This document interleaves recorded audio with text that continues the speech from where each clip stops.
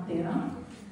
За тази година, всъщност откакто дотера в България, ръстът е постоянен, почти всяка година. На първата година е било, както при всеки бизнес, като ракета, но сега се движим всяка година с един 20% ръст.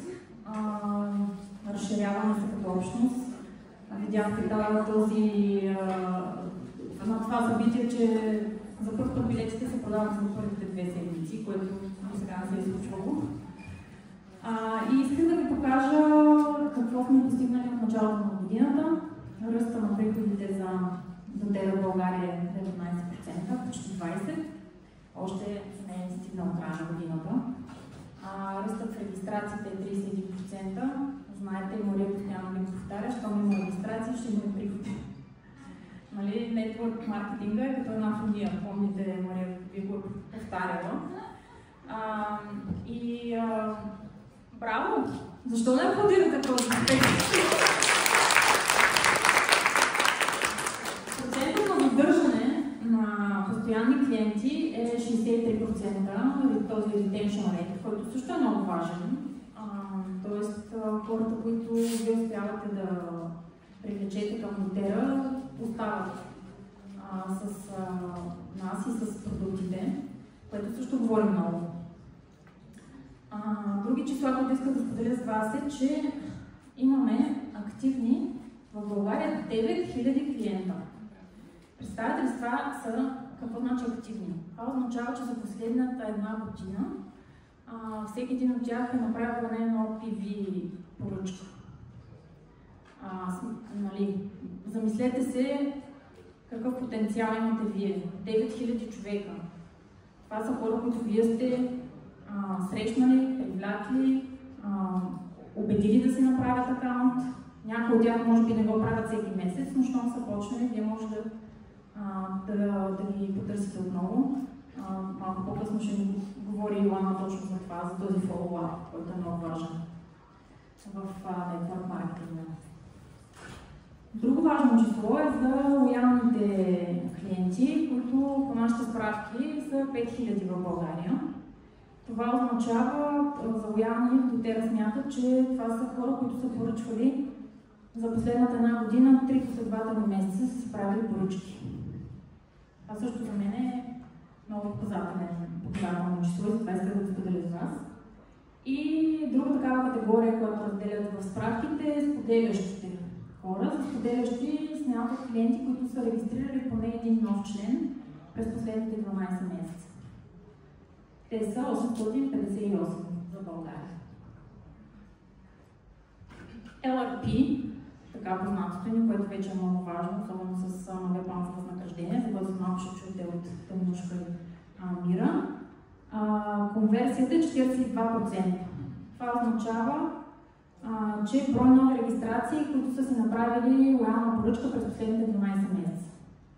Таргет, който се поставя в корпорат на дотера е 45, т.е. ние сме много близо. Не сме, нали, мащабите на Румъния, на Полша. Просто браво за труда ви и за това, което правите. И всъщност какво стои за тези числа? Защо сме толкова успешни според вас тук в България? Защо? Аз мога да ви кажа моята гледна точка и тук се опитах да извадя акцентите.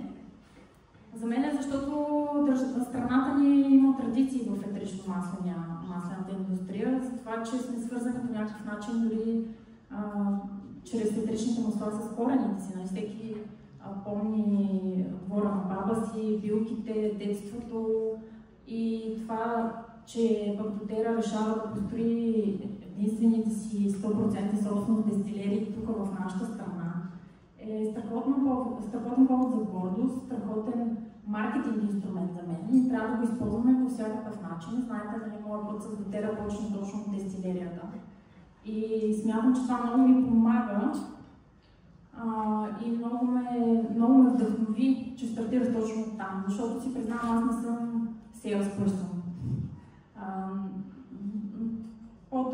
Други, нали, са моите качества, но пък това ми помага да помагам на вас.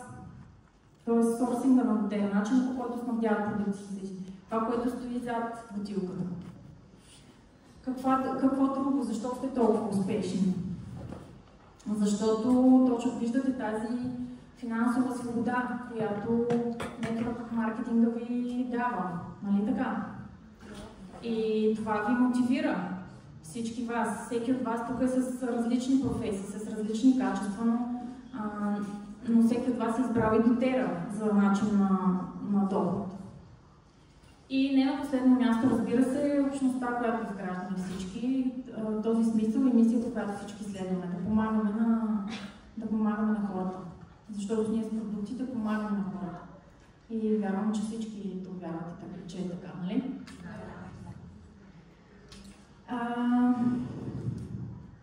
Така.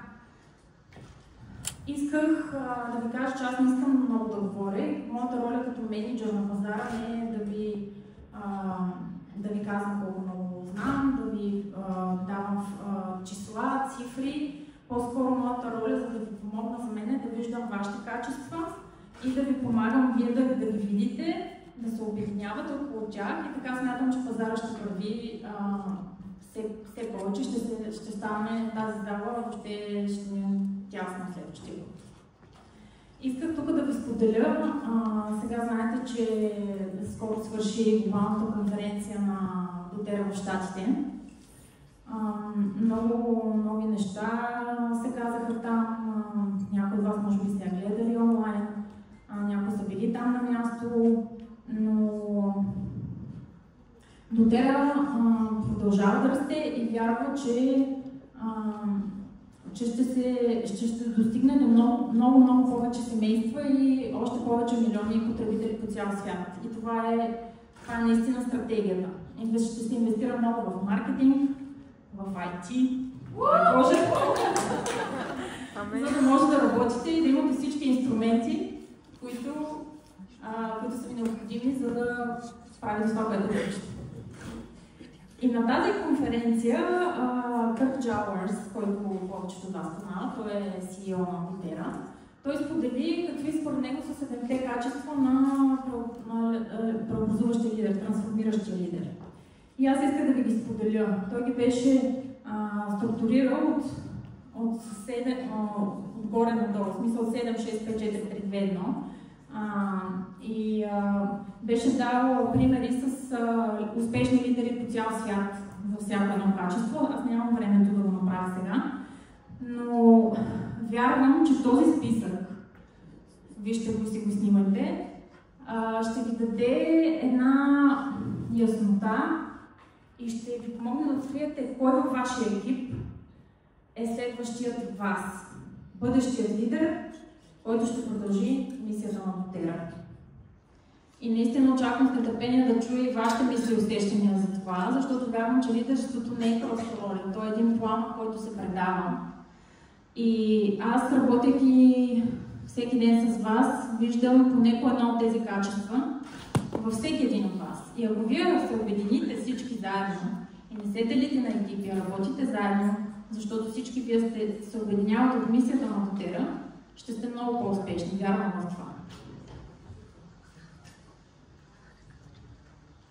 И въпросите, на които искам да се замислите днес, е какъв лидер бихте искали вие да следвате, какъв искате да бъдете и как да станете такъв лидер. Надявам се през този ден да успеете да си отговорите на тези въпроси и да ми ги споделите. А пък за мен да вървя редом с вас и да се уча от вас е голяма чест. И искрено ви благодаря.